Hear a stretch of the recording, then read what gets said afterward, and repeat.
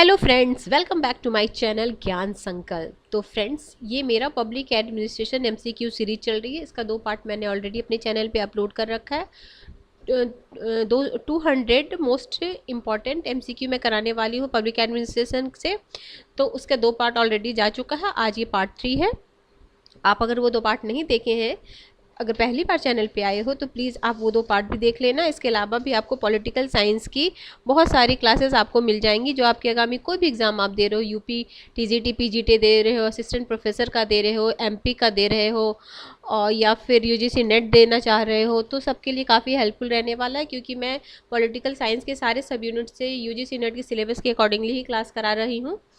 तो ये पार्ट 3 है। अगर फ्रेंड्स पहली बार आए तो प्लीज़ चैनल को सब्सक्राइब भी कर लेना और अपने फ्रेंड में शेयर भी करना, और अगर वीडियो पसंद आए तो प्लीज़ लाइक करना। तो आज का क्लास स्टार्ट करते हैं। क्वेश्चन नंबर 100 क्वेश्चन तक मैंने पिछले क्लास तक करा चुकी हूँ। आज हम 101 क्वेश्चन से करते हैं, ठीक है। किसका मत है कि आंतरिक संगठन स्वायत्तता कार्यों या कार्य पद्धति किसी भी दृष्टि से लोक निगम विभाग तथा ब्यूरो से भिन्न नहीं होते? तो ऐसा बोलते थे एल डी वाइट। एक बार मैं फिर से ये कोटेशन बोलती हूँ। किसका मत है, मतलब एल डी वाइट का मत था कि आंतरिक संगठन स्वायत्तता कार्यों या कार्य पद्धति किसी भी दृष्टि से लोक निगम विभागों अथवा ब्यूरो से भिन्न नहीं होते, ठीक है। Option B L D White. अगला क्वेश्चन है, देखो, लोक निगम सरकारी संस्थाओं का क्षेत्र 20वीं सदी का प्रमुख खोज है वास्तविक रूप से। और फ्रेंड्स, मैंने लोक प्रशासन से रिलेटेड जो थ्योरेटिकल पार्ट है उसकी भी अपने चैनल पे डाल रखा है। 3 पार्ट ऑलरेडी डाल चुका, वो भी यूजीसी नेट के हिसाब से। मैं थ्योरेटिकल पार्ट भी आपको कंप्लीट कराऊंगी। तो अगर ये एमसीक्यू तो आप देखें, साथ में अगर आपके पास टाइम है, अगर आप यूजीसी नेट देना चाह रहे हो या कोई भी एग्जाम दे रहे हो, अगर आपको समझ नहीं आता पब्लिक, तो प्लीज़ आप वो थ्योरेटिकल पार्ट को भी देख लेना। तो आपका बेस काफ़ी अच्छा हो जाएगा, और वो भी मैं कंप्लीट करा ही दूंगी, ठीक है। आगे है, देखो, वास्तविक रूप से लोक निगम जन्म 1926 में स्थापित ब्रिटिश ब्रॉडकास्टिंग कॉरपोरेशन बीसीसी की स्थापना के साथ हुआ माना जाता है। लोक निगम अपने गठन और कार्य आदि की दृष्टि से सरकारी विभाग के सामने होते हैं। इसी संदर्भ में एल डी वाइट ने कहा है कि, इसी संदर्भ में एल डी वाइट जो वो कोटेशन था, ठीक है। अगला है 102, मतलब नेक्स्ट क्वेश्चन, संरचनात्मक कार्यात्मक उपागम का आधार है। तो संरचनात्मक कार्यात्मक उपागम का क्या आधार है? तो आगत एवं निर्गत कार्यों का विश्लेषणात्मक पद्धति। ये राजस्थान पीजीटी में आया हुआ है, आगत और निर्गत कार्यों की विश्लेषणात्मक पद्धति। नेक्स्ट क्वेश्चन, निम्नलिखित में से कौन सा कथन हीगल के नौकरशाही संबंधी विचारों का प्रतिनिधित्व नहीं करता? हीगल के नौकरशाही संबंधी विचारों का प्रतिनिधित्व नहीं करता। तो यह एक सार्वभौमिक वर्ग है, यह वर्ग जनसेवा से संबंधित है, यह वर्ग ईमानदारी से अपने कार्य करता है। हीगल आनुवांशिक नौकरशाही का समर्थन करता है। तो कौन सा नहीं करता? तो ये नहीं करता, ये ऑप्शन डी, ठीक है। आगे है, भारत जैसे विकासशील समाज में लोक प्रशासन की प्रत्यक्ष भूमिका निम्नलिखित में से कौन सी है? प्रत्यक्ष भूमिका क्या है? राजस्व जुटाना, विधि और व्यवस्था, सामाजिक आर्थिक पुनर्निर्माण, सहभागितापूर्ण। तो विधि और व्यवस्था, ये option B is the right answer. Next question, लोक निगम प्रकार का प्रशासन क्या प्राप्त करने की चेष्टा करता है? तो ये सार्वजनिक जवाबदेहिता का कारोबारी दक्षता के साथ मिश्रण। Option D is the right answer, लोक निगम। ये आपको यूपी पीजीटी 2021 में आया हुआ क्वेश्चन है। नेक्स्ट क्वेश्चन है, भारत में Indian institute of public administration की स्थापना किस रिपोर्ट की सिफारिश के आधार पर हुई है? तो भारत में जो Indian institute of public administration, वो एबलबली रिपोर्ट के आधार पे हुई है। देखो, 1953 में लोक प्रशासन प्रबुद्ध अमेरिकी विद्वान डी पॉल एपलबी ने भारतीय लोक प्रशासन के संदर्भ में अपनी अनुशंसा भारत सरकार को सौंपी। उनकी अनुशंसा के अनुसार 1954 में नई दिल्ली में भारतीय लोक सेवा प्रशासन संस्था की स्थापना की गई। इसका उद्देश्य भारत लोक प्रशासन की विधिवत अध्ययन या अनुसंधान को प्रोत्साहन करना और तथा सरकारी कर्मचारियों को समुचित प्रशिक्षण प्रदान करना था। अगला क्वेश्चन है, निम्नलिखित में से किसने भारतीय लोक प्रशासन संस्थाओं की स्थापना की अनुशंसा की? तो ये अनुशंसा की पॉल एपलबी की रिपोर्ट, वही वाला क्वेश्चन है, उसको थोड़ा सा मॉडिफाई करके पूछा गया। ये क्या देखो, असिस्टेंट, ये जो प्रोफेसर जीडीसी होता है, ये प्रोफेसर असिस्टेंट प्रोफेसर जो यूपी में असिस्टेंट प्रोफेसर के लिए जो एग्जाम होता है जीडीसी, उसमें ये पूछा गया है। अगला है, भारत में एपलबी की स्थापना हुई निम्नलिखित में सुधार करने के लिए। तो इसमें भारतीय प्रशासन के सुधार करने के लिए ऑप्शन दिया हुआ था, कैबिनेट प्रणाली, केंद्र राज्य संबंध, आंग्ल भारतीय अनुशंसा। तो भारतीय प्रशासन के लिए ये पीजीटी में आया हुआ क्वेश्चन है। अगला क्वेश्चन है, किसकी देखरेख में जिले में पुलिस बल शांति और व्यवस्था कायम करता है? किस की देखरेख में जिले में पुलिस एवं शांति व्यवस्था कायम करता है? तो जिलाधीश, पुलिस कप्तान या राज्य के गृह मंत्री और मुख्यमंत्री। तो जिलाधीश, इसको कलेक्टर बोलते हैं। अगला है, जिले में कानून व्यवस्था कायम करने के लिए जिला पुलिस पर सामान्य नियंत्रण किसका होता है? तो इसमें होता है आपका डिस्ट्रिक्ट कलेक्टर या जिलाधिकारी। जिलाधिकारी या डिस्ट्रिक्ट कलेक्टर उसी को बोलते हैं। जिला का अधिकारी डिस्ट्रिक्ट कलेक्टर, ठीक है। ये भी आपका यूपी पीजीटी 2021 में आया हुआ। निम्नलिखित में से किसने भारतीय कलेक्टर के पद का सृजन किया? ये भी बहुत बार एग्जामों में मोस्ट इंपॉर्टेंट, ये भी बहुत।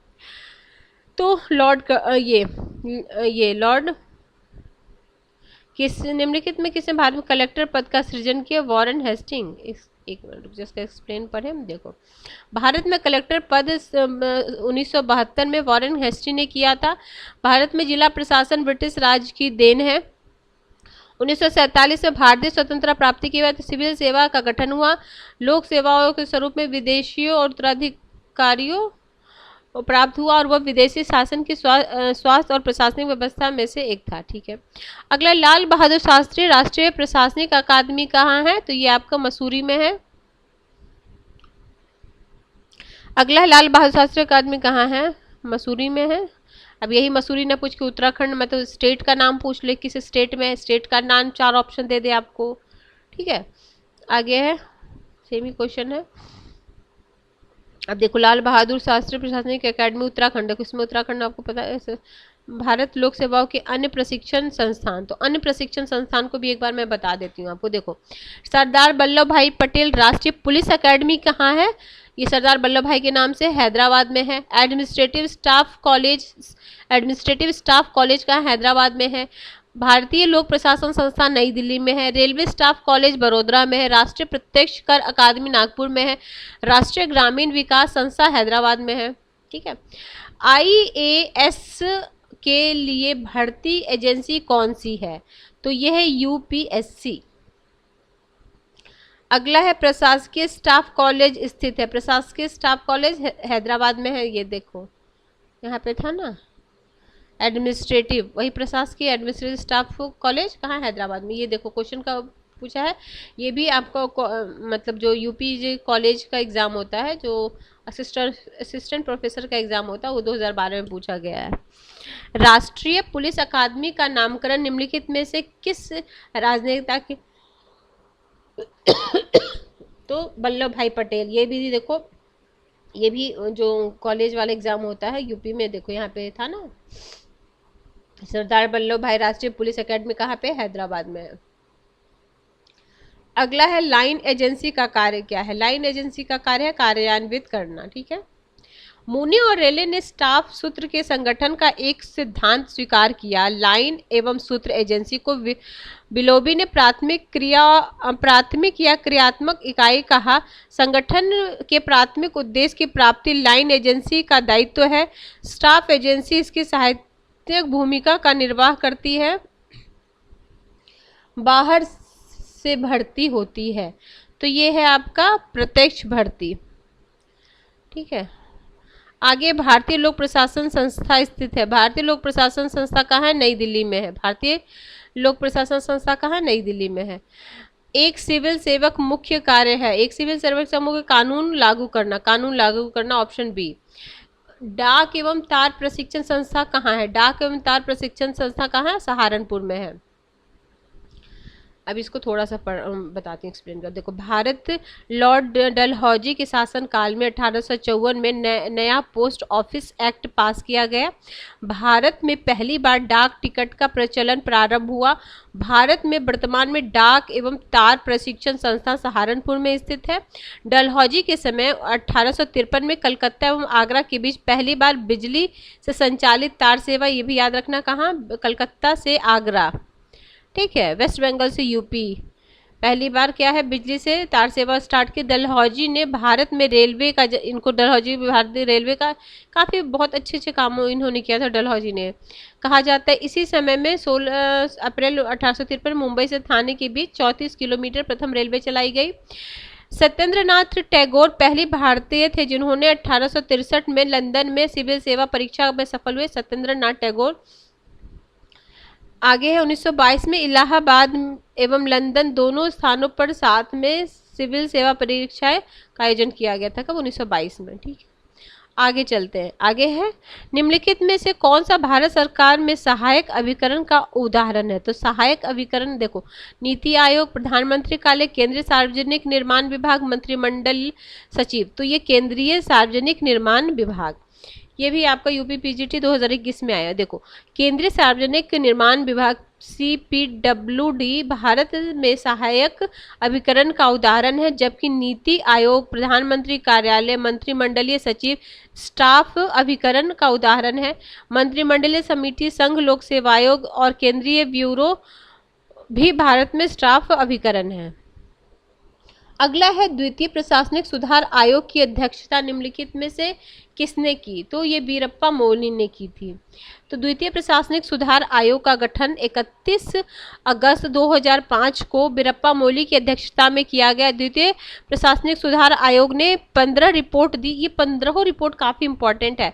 मैं देखती हूँ शॉर्ट्स में आपको ये 15 रिपोर्ट आपको वो दे दूंगी, क्योंकि हम मतलब पूछता है इनमें से कौन सा द्वितीय प्रशासनिक सुधार आयोग की सिफारिश नहीं थी, ठीक है। अगला है, भारतीय पुलिस सेवा निम्नलिखित में से किस विभाग मंत्रालय के अधीन आती है?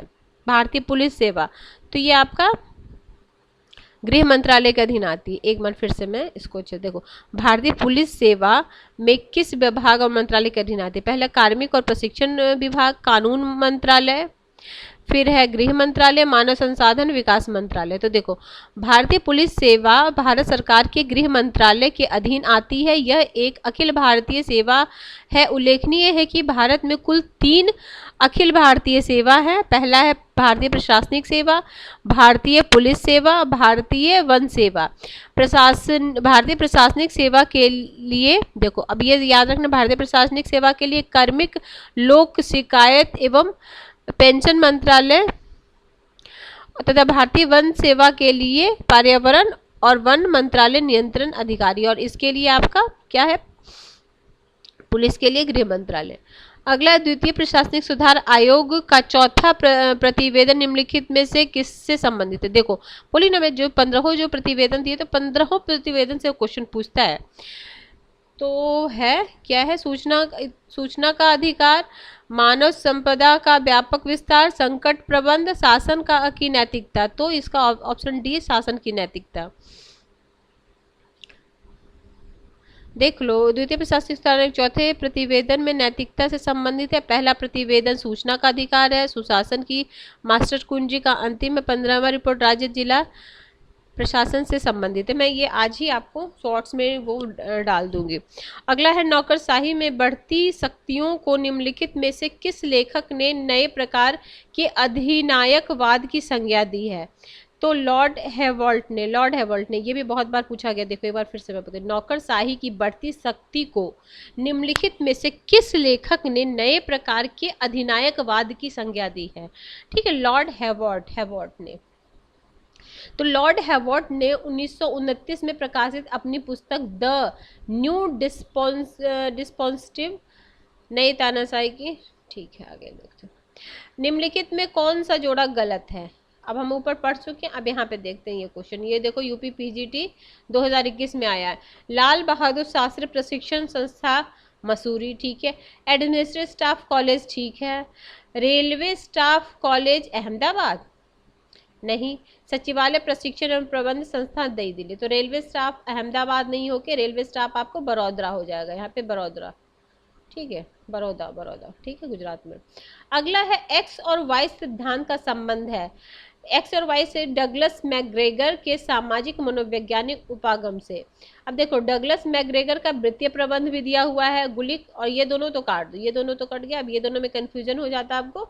डगलस मैकग्रेगर के वृत्तीय नहीं, ये सामाजिक और मनोवैज्ञानिक उपागम से है। देखो डगलस मैकग्रेगर प्रसिद्ध व्यावहारिक एवं मनोवैज्ञानिक है। उन्होंने मानव के स्वभाव के दो वर्गों नकारात्मक एवं सकारात्मक में बांटा है, और मानव के नकारात्मक स्वभाव को एक्स सिद्धांत तथा सकारात्मक स्वभाव को वाई सिद्धांत, ठीक है। नकारात्मक को एक्स से और सकारात्मक को वाई से। एक्स सिद्धांत के अनुसार मनुष्य आलसी, कलही, परंपरावादी होता है। वाई सिद्धांत के अनुसार मनुष्य स्व प्रेरणा, सत्यनिष्ठ एवं सहयोग, आत्मविश्वास तथा अपने कर्तव्यों के प्रति जागरूकता आदि गुण पाए जाते हैं। इस प्रसिद्ध इस सिद्धांत का प्रतिपादन the human science of enterprises 1960 में किया गया, ये भी याद रखना। The human side of enterprises 1960। आगे है किसका कथन है कि निर्णय विभिन्न विकल्पों के चुनाव की एक सरलतम विधि है, तो ये रे ए किलियंस है, ठीक है। देखो रे ए किलियंस के अनुसार निर्णय विभिन्न विकल्पों के चुनाव, ये भी देखो 2021 में, ये थोड़ा सा नया क्वेश्चन था उस टाइम के लिए। ये क्वेश्चन काफ़ी बच्चों ने गलत किया था, इसमें बहुत सारे लोगों ने हर्बर्ट साइमन ऑप्शन में कर दिया था, क्योंकि निर्णय निर्माण से वो संबंधित है। लेकिन देखो अब इनका अच्छे से पढ़ लो। देखो रे ए किलियंस के अनुसार निर्णय विभिन्न विकल्पों के चुनावों की एक सरलतम विधि है। जॉर्ज आर टेरी के शब्दों में निर्णय किसी एक कसौटी पर आधारित दो या दो से अधिक संभावित विकल्पों में से एक का चुनाव करता है। हर्बर्ट साइमन के अनुसार निर्णय में तीन प्रमुख अवस्थाओं का समावेश निर्णय देने के अवसर का पता लगाना है, संभावित कार्य मार्गों का पता लगाना और कार्यों में चयन करना है। तो सरलतम विधि क्या बोले हैं, ये बोले हैं आपको किलियंस। मैं एक बार समझा देती हूँ। देखो निर्णय के विभिन्न विकल्पों में चुनाव की एक सरलतम विधि है, और टेरी आपको बोलते हैं, निर्णय एक कसौटी पर आधारित दो या दो से अधिक संभावित विकल्प है। दो या दो से अधिक संभावित विकल्प याद रखना टेरी से रिलेटेड है। और हर्बर्ट साइमन बोलते हैं निर्णय में तीन मुख्य अवस्था का समावेश है, निर्णय लेने के अवसर का पता लगाना, और फिर संभावित कार्य मार्गों का पता लगाना, और कार्य मार्गों का चयन करना, ठीक है। आगे है किसने इस बात पर जोर दिया है कि नौकरशाही एक स्वतंत्र अस्तित्व है और समाज चाहे पूंजीवादी हो या समाजवादी वही बने रहेगी, तो ये बोले थे मैक्स वेबर। आगे है किसने नौकरशाही के सिद्धांत को व्यवस्थित रूप से प्रतिपादित किया, ये भी मैक्स वेबर है। आगे है इसमें से किसने नौकरशाही की परिभाषा दी है, मैक्स वेबर। एसेटन समिति प्रतिवेदन है, किससे है, तो प्रशिक्षण से। देखो अब ये कब आया था ये भी याद रखें, कभी कभी यूजीसी नेट में खासकर ऐसा एग्जाम देता है, समिति का नाम दे देगा और उसको काल क्रमानुसार सजाने दे देता है। एसेटन समिति का प्रतिवेदन कब हुआ था, 1944 में। आगे है आपका ये मैच द फॉलोइंग है, मार्टिन कैप्लान, हंस मर्गनथाउ, जॉर्ज लिस्का, स्नाइडर। तो सबसे पहले आपको ये मार्टिन कैप्लान का पता होगा, व्यवस्था सिद्धांत, ए में 4, ठीक है। और ये हंस मर्गनथाउ यथार्थवादी सिद्धांत यानी बी में 3, ए में 4 बी में 3। अब जॉर्ज लुकास का क्या हो गया, जॉर्ज लुकास आपके संतुलन सिद्धांत से हैं, और स्नाइडर हो गया आपका निर्णय परक सिद्धांत। अगर देखो जो आपको आता है वो मत नोट डाउन करो, जो नहीं आता याद कर लो। देखो जॉर्ज लिस्का किससे है, संतुलन सिद्धांत से, स्नाइडर है निर्णय परक सिद्धांत से, ठीक है। आगे अभिप्रेरणा का एक अत्यधिक लोकप्रिय सिद्धांत है? तो यह मैस्लो की आवश्यकता सोपान। Option B, need of hierarchy उन्होंने दिया था। उन्होंने 5 प्रकार की वो दिया था ना ऐसे। सबसे पहले हमें है जो भूख के लिए, मतलब जैसे अपने दैनिक के लिए आवश्यकता, फिर सुरक्षा, फिर सम्मान, फिर आत्मसिद्धि सबसे लास्ट में होता है। 5 उन्होंने दिया था। आगे है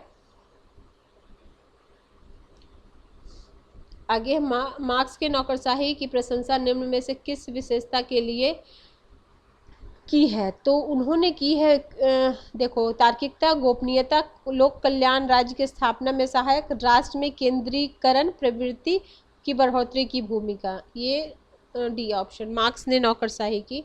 ये वो मार्क्स नहीं है, ये दूसरे मार्क्स हैं, आप वो मत समझ। देखो, एफएम मार्क्स ने नौकरशाही की प्रशंसा राष्ट्रों की में केंद्रीकरण की प्रवृत्ति की बढ़ोतरी में भूमिका के लिए की है। मार्क्स ने नौकरशाही के निम्न 4 रूपों का उल्लेख किया है: अभिभावक नौकरशाही, जातीय नौकरशाही, संरक्षक नौकरशाही, योग्यता नौकरशाही। संरक्षक नौकरशाही को लूट पद्धति भी कहा जाता है। भारत में योजना आयोग और रेलवे को प्रमुख तौर पर क्रमशः क्या माना जाता है?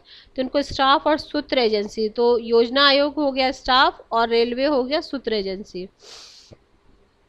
अब एक बार इसको भी करा देती हूँ। देखो, भारत के योजना आयोग और रेलवे को स्टाफ और सूत्र संस्था माना जाता है। मुख्य कार्यपालिका को सहायता तथा परामर्श उपलब्ध कराने के संबंध में 2 प्रकार के प्रशासनिक अभिकरण कार्य करते हैं: सूत्र अभिकरण और स्टाफ अभिकरण। मुख्य कार्यपालिका या सरकार की नीति निर्णय का क्रियान्वयन सूत्र अभिकरण ही करते हैं। सूत्र अभिकरण का संबंध कमान की उस श्रृंखला से होता है जो शीर्ष स्तर से चलकर निम्न स्तर या कर्मचारी तक आती है। सरकार ने मंत्रालय या विभाग जैसे कृषि मंत्रालय, शिक्षा विभाग, सूत्र अभिकरण, कर्मचारी मंत्रालय, स्टाफ अभिकरण का संबंध उन सेवाओं से है जो परामर्श में सहायता और मुख्य रूप से।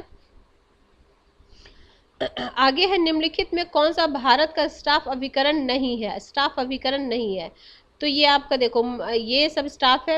हमने ऊपर भी पढ़ा था, मंत्रिमंडलीय सचिव, प्रधानमंत्री कार्यालय, योजना आयोग, रेल मंत्रालय आपका सूत्र है, स्टाफ नहीं है। ठीक है। अगला, निम्नलिखित में से कौन सी संस्था लोक शिकायत से संबंधित नहीं है? लोक शिकायतों से संबंधित नहीं है तो योजना आयोग। अब देखो, लोक आयोग भी है, उच्च न्यायालय, सर्वोच्च न्यायालय उसी के लिए तो है। आगे है, निम्नलिखित में से कौन सा संगठन आधार का आधार नहीं है? संगठन के आधार का नहीं है। उद्देश्य, प्रक्रिया, योजना, व्यक्ति, तो ये भी है। ये 4P था ना, 4P, पर्पस, प्रोसेस, पर्सन और प्लेस। तो प्लानिंग नहीं है इसमें। ठीक है, योजना नहीं है ये डी। ठीक है। निम्नलिखित में से युग्म कौन सा उत्तम शासन का सार है? तो उत्तम शासन का पारदर्शिता और जवाबदेही, यही है, ऑप्शन डी। आगे, भारत में प्रतिस्पर्धा आयोग CCI किस संगठन का संस्था है? तो CCI आपका एकाधिकृत एवं प्रतिबंधात्मक व्यवहार आयोग है, MRTPC है। ठीक है, ऑप्शन डी। इसका देखो एक्सप्लेन किया होगा तो मेरा करके दिखा। भारत के प्रतिस्पर्धा आयोग CCI competitions commissions of India के एकाधिकार एवं प्रतिबंधात्मक व्यवहार और व्यापार व्यवहार आयोग का स्थापना करती है। ये 2002 के द्वारा स्थापित किया गया है। ठीक है, इसको एक बार नहीं तो खुद से पढ़ लेना। फिर, नौकरशाही शब्द का सर्वप्रथम प्रयोग किसने किया? ये भी बहुत बार है, विंसेंट डी गौड़ ने की था। नौकरशाही शब्द का सर्वप्रथम प्रयोग किसने किया था? विंसेंट डी गौड़ ने किया था। नौकरशाही ब्यूरोक्रेसी शब्द का सर्वप्रथम प्रयोग, देखो अभी अंग्रेजी में दे दिया। देखो, ये भी उत्तर प्रदेश उत्तराखंड GIC में पूछा गया है, यानी PGT। ये देखो, असिस्टेंट प्रोफेसर में पूछा गया यूपी में, कब? 2013 में। आगे, हर्बर्ट मॉरिसन के अनुसार नौकरशाही है, तो हर्बर्ट मॉरिसन के अनुसार संसदीय राजतंत्र का मूल्य। 149, निम्नलिखित में किसने नौकरशाही को विवेकपूर्ण विधिक सत्ता के रूप में चित्रित किया है? Max weber. विधिपूर्ण विधिक सत्ता के रूप में मैक्स वेबर ने। आज के क्लास का लास्ट क्वेश्चन है, निम्नलिखित में से किसने आधिकारिक तंत्र को विवेकपूर्ण विधिक सत्ता के रूप में चित्रित किया है? तो ये भी ऑप्शन सी ये सही में क्वेश्चन। तो ठीक है फ्रेंड्स, आज हमने 150 क्वेश्चन मोस्ट एक्सपेक्टेड 50 क्वेश्चन किया है पब्लिक एडमिनिस्ट्रेशन का। इसके अलावा आपको मेरे चैनल पर काफ़ी सारी क्लासेस ऑलरेडी मिल जाएंगी। अगर आप एक बार चैनल पे पहली बार आए तो प्लीज़ आप चैनल के प्ले लिस्ट को जरूर चेक करना, आपके लिए काफ़ी हेल्पफुल क्लास मिलने वाली है। और फ्रेंड्स, अगर क्लियर ना दिखे तो आप सिर्फ इसका रेजोल्यूशन बढ़ा के 720 या 36 देखना, तो अच्छे से क्लियर दिख जाएगा। तो ठीक है फ्रेंड्स, अगर आपको किसी वजह से ये चैनल हेल्पफुल लग रहा है, अगर आपके प्रिपरेशन में थोड़ी भी हेल्प करिए, तो आप मेरे चैनल को सब्सक्राइब कीजिए, अपने फ्रेंड में शेयर कीजिए और मेरे वीडियो को लाइक कीजिए। Till then bye bye, see you in next video.